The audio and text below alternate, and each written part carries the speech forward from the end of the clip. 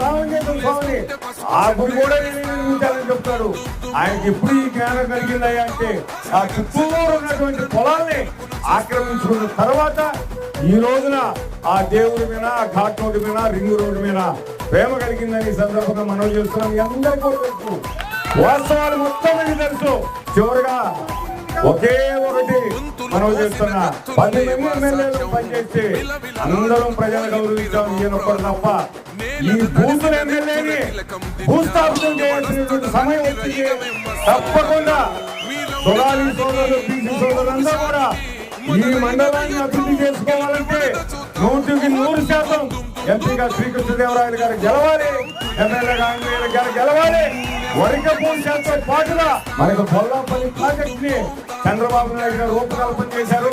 అది కూడా త్వరలోనే పూర్తవుతుంది. తద్వారా ఈ మండలం మొత్తం అభివృద్ధి చెందుతుంది.